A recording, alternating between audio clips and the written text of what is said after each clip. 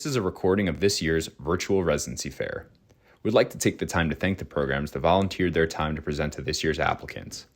This year's PM&R Scholars Virtual Residency Fair is supported by PM&R Recap and Ultrasound Guidance. PM&R Recap is the leading resource for your physiatry board preparation, clinical preparation, audition rotations, and beyond. PM&R Recap offers 35 hours of review videos, hundreds of review questions, and oral board cases to help you become the best physiatrist that you can be. Head to pmnrrecap.com to learn more. Ultrasound Guidance is the innovative new online ultrasound learning platform that gives you instant access to expert instruction. With rapid scans and complete scans of every joint and peripheral nerve, Ultrasound Guidance is the perfect way to jumpstart your MSK ultrasound learning. Visit ultrasoundguidance.com to learn more. All right, can you see my screen okay? Yep, you're up and running. Okay, perfect. And then let me drop something in the chat really quick. So hello, everybody. My name is Kari Rizak. I'm a PGY4 and the chief resident here at UNM. I'm so excited to be here again. I think this is our third year with you guys. And so thank you very much for PM&R Scholars for hosting this again. We're very excited to be here, and thank you all for being here. We are thrilled to be in such great company. That said, let's get going on this presentation. So first things first is a big hello from all of us. So in the chat, you will see everybody from our program who's here. My opinion is great, but the opinion of others, including all my colleagues, is even better. So please, during this presentation, drop your questions in the chat box as well. We have a whole team here to help you out. We've got two other PGY4s here. We've got Fletcher and Andy, who are also the resident academic officers. We have two PGY3s, Lana and Tanner, two PGY2s, Alexis and John, and then one PGY1, David, who can answer all of your intern questions that you have. So please feel free also to direct those questions to certain years if you feel you should do that. Anyway, that said, this is our group, so let me get going with our presentation. It's going to be rapid fire. Oops. All right, so our program overview. This is a lovely picture of New Mexico and Albuquerque specifically. So we are a categorical program. We have 5 positions a year. And in those 5 positions, you'll go through 4 different training areas at Loveless, UNM, Raymond G Murphy Veterans Affairs and Medical Center, and then Carrie Tingley Children's Hospital. We'll start by going through all of the different locations. We'll start with UNM. So this is a 618-bed hospital. We're the only level 1 trauma center in the state of New Mexico. That means all that good pathology is coming right to you. Here you'll do your sports medicine, you'll do consult medicine, you'll do spine and pain management as an outpatient, and then you'll also do neuromuscular medicine, so your EMGs and all these really cool clinics with neuromuscular medicine as well. Interesting and excitingly, our hospital is expanding greatly. So if you saw in that last picture here, this building is actually that building in the way back right there. We have a whole new tower coming in that's going to be having hundreds more beds with a bigger emergency room and more operating rooms as well. And of course, we can't forget of our New Mexico Lobos. I'm a little bit biased and hoping to go into sports medicine, but we've got Division I athletics here. You can get involved in all of the Division I athletics. In addition, you can also do high school sports as well. So pretty good sports coverage here. Next is the Raymond G Murphy VA. So this is a picture of it. There's also a bigger building here with a whole bunch of beds. We are one of 24 designated VA spinal cord injury centers. So what does that really mean? It means that we're a hub for a lot of different states. So we see patients, you know, from Colorado, from Arizona, from Texas, all over. So you get a lot of good pathology, especially with spinal cord injury. In addition, they do really cutting edge wound care with biologics. And then another big kind of point is prosthetics and orthotics. You also get some exposure to acupuncture there as well. Next up is Loveless UNM. You'll see a bunch of our PGY3 residents there next to the sign. So that's the building right there.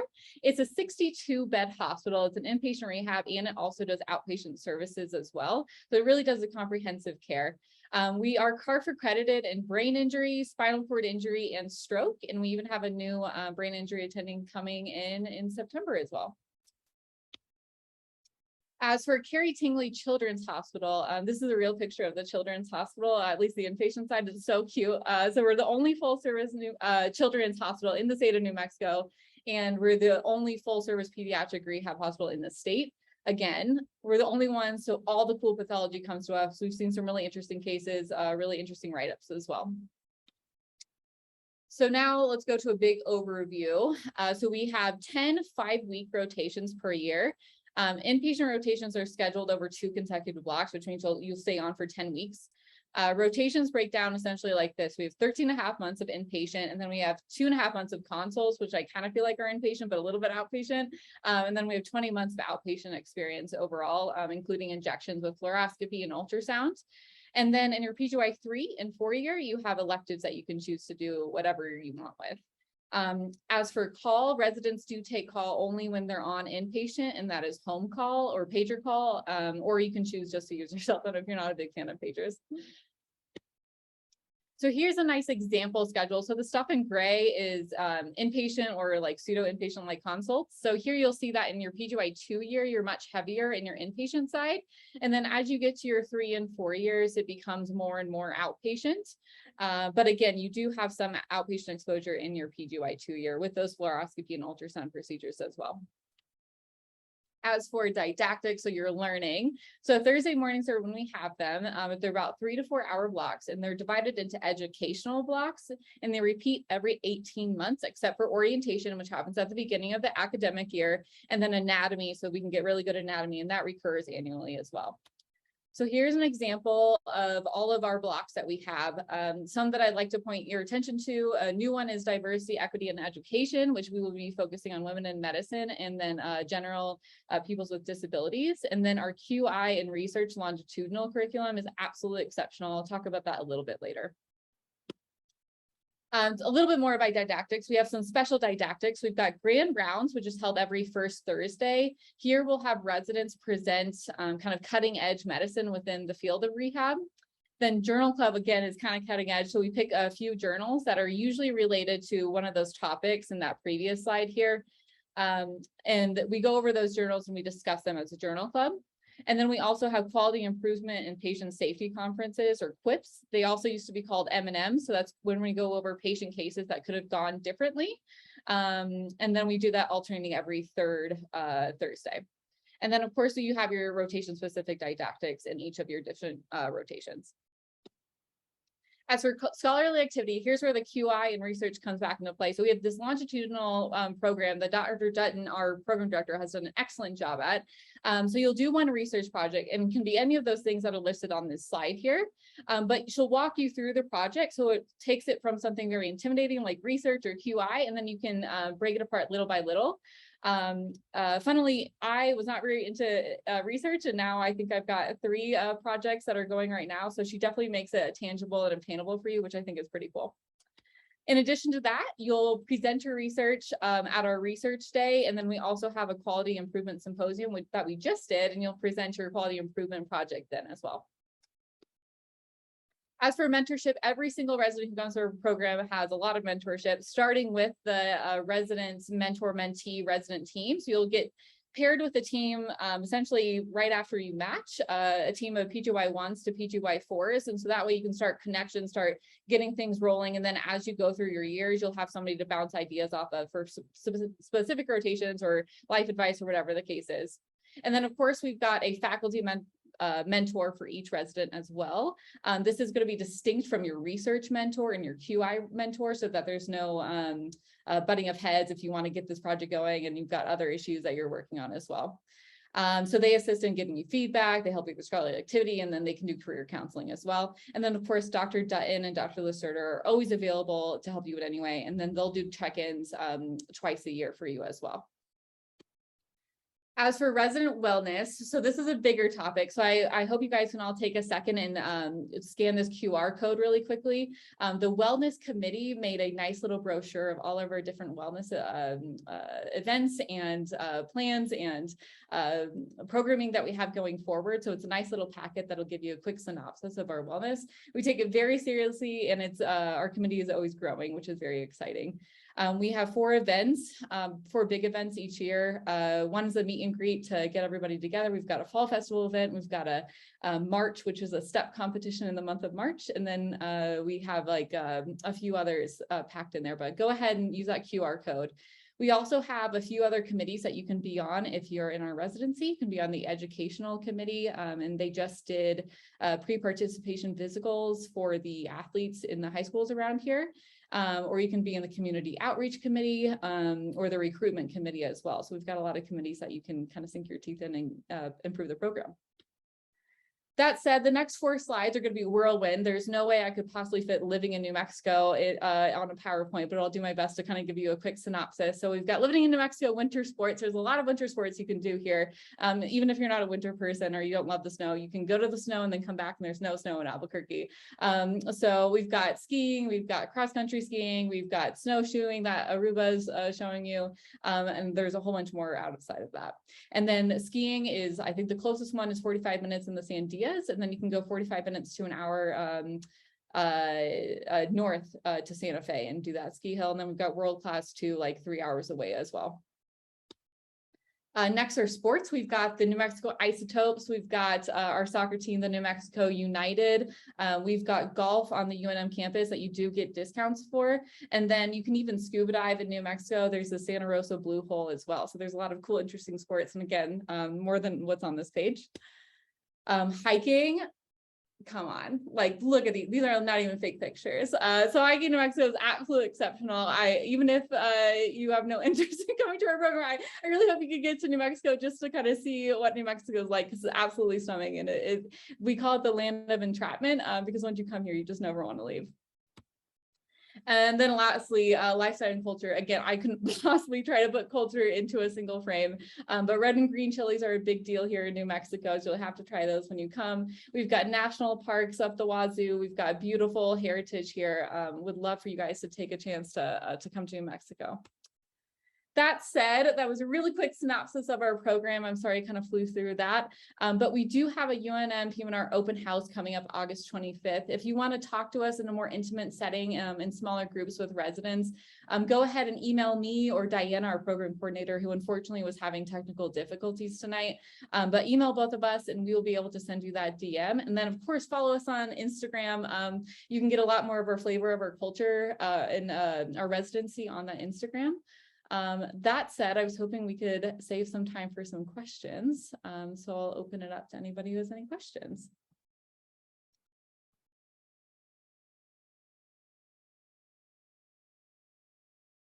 Got about 8.5 minutes for questions. That was an absolutely unbelievable presentation. Your slide design is unbelievable. Thank you so much. I really appreciate it. Here, let me stop sharing so you guys can like see my face. So I see one question here. How difficult is it to be predominantly East Coast background to match out West at UNM? Yeah, so Fletcher was East Coast. I was East Coast. We actually are both e-commerce. We go to the same school, different campuses. Yeah, Alexis Midwest, so is Andy. Not a lot of us are actually from the West. So I grew up in Kansas. I did undergrad in New York, and then I did med school in Florida. So I've been on the East Coast more than I have other places. So I think it's just a matter of if you feel like you can find that fit. I will say, moving from the other places, I found myself, even within the first week, calling New Mexico home very, very quickly. Any IMGs matched in the past? No, we have not had any IMGs matched in the past, but we are open to having IMGs apply.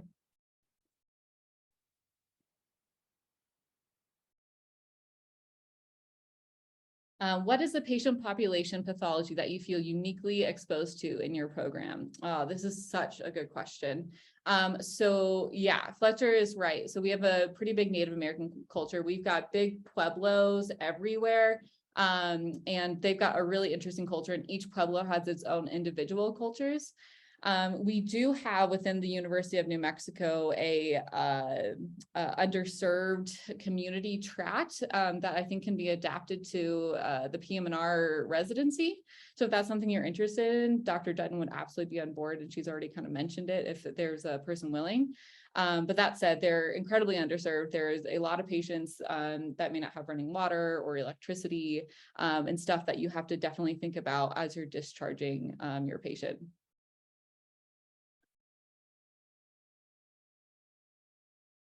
What fellowship do you think your program best trains you for? Ooh, that is also a really good question. So to give you a quick background on who, so we just had our first graduating class, and then I'll be the second one. Our first graduating class had 5 people match into fellowship. We had 1 brain injury, and then we had 4 for sports and spine or pain. So 3 of them were pain. 1 was, I think, interventional spine, I think is the classification. So we had everybody match, and then 1 to brain, the rest into pain, like needle jockeys is what we joked with them. So you'd think that it was mainly because we have a really good pain, and we do, don't get me wrong, you will get a ton of injections, fluoroscopy and ultrasound guided. But I also think we've got really good strengths in other places. I think one of our other strengths, and I'm certainly biased, is sports medicine, because you do have that exposure to the Lobos, especially in the track athletes. Like, these athletes are actually professional athletes who are sponsored. So you do get a touch of the professional athlete world, even though you're not fully in it. And then you get the primary care side. So you're in the training clinics as well as being on the sidelines. So I think that's another really great avenue that people could take as well. And of course, I think it's one of those residencies, and any of the other residents on it can chime in, that if you want to do something and you want to explore different fields, you're in such a big university system. And again, we're the only level 1 trauma center there is, that you can certainly explore every single facet of PM&R.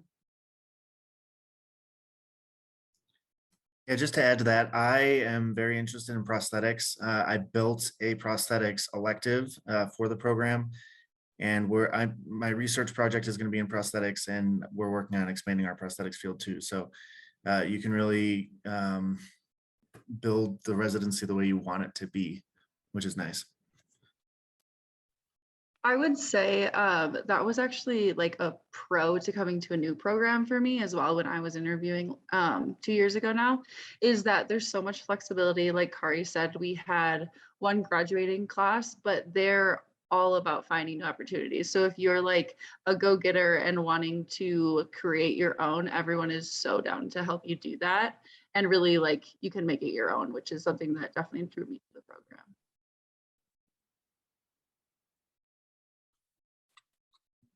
Also, I just want to chime in. I'm married and I have 3 kids. So I'm very, very much involved. I have things outside of medicine. And this program is wonderful because you get amazing opportunities to be the sole resident working with amazing attendings, seeing great pathology, but you also can be a person outside of medicine. And to me, that was a really big deal in finding a program that would allow me to still have a life outside of residency. So I'm still actively involved in my kids' lives, you know, doing sports, doing church callings, and having a life outside of it. So for me, that was another thing that was really important to me, was being able to be a person outside of medicine. And UNM is very good at fostering that type of culture.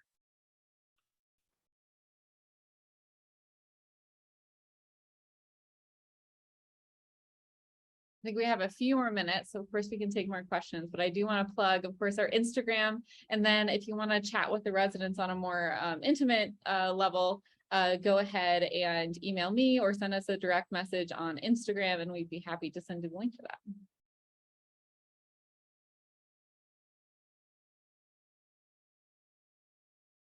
Yolana's got a really good point. So she set up her own elective in ultrasound, and it's one of those things, because you are in a big university system, you can either link yourself up with a different program, and because they have like rotations that are already set up, or you can kind of venture out and do your own, like Andy did with P&O as well. And then Tanner, I think you've got a question. I don't know if this is kosher, but he just came and pulled me in to say something. Hi, I'm a huge fan of of the residency, huge fan of all the people. I know everybody. They all know me. We are so happy that we chose to come here. So very family friendly. I'm glad you asked for confirmation.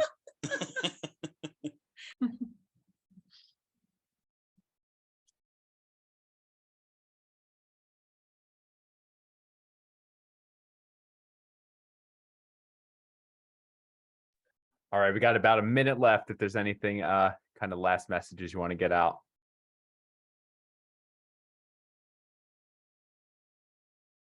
What benefits do the residents receive? So we get, in terms of food, you get $10 a meal over at the Loveless campus. At the UNM campus, you get hundreds of dollars every year. It depends on the year you're at, but you get hundreds of dollars that usually you won't go through at all. In terms of stipends, for educational stipends for conferences, you get $2,500 a year. For educational funds, for like computers or stethoscopes or books or whatever, you get $750 a year. You get $40 a month for a cell phone every single month to pay for your cell phone, because we'll use Tiger Connect, which is our way of texting. What else am I missing? Oh, they pay for your step 3, which is a big deal, especially when you move somewhere you have like no money, so that's really nice. They pay for AAP, PM&R, and AANEM. Yeah, free breakfast and lunch. They've got really good dental health and vision. I can attest for that myself. But again, check out that wellness flyer, and if you have any questions, please send us email, send us a DM, and then we'll meet you there at the open house on the 25th. Awesome. Thank you so much, University of New Mexico. It was a great team effort by everybody, and a family effort as well. And those benefits are definitely, if you're an applicant, those should be a lot of bonus points right there. Listen to those benefits. So great job, everybody. Thank you for being here.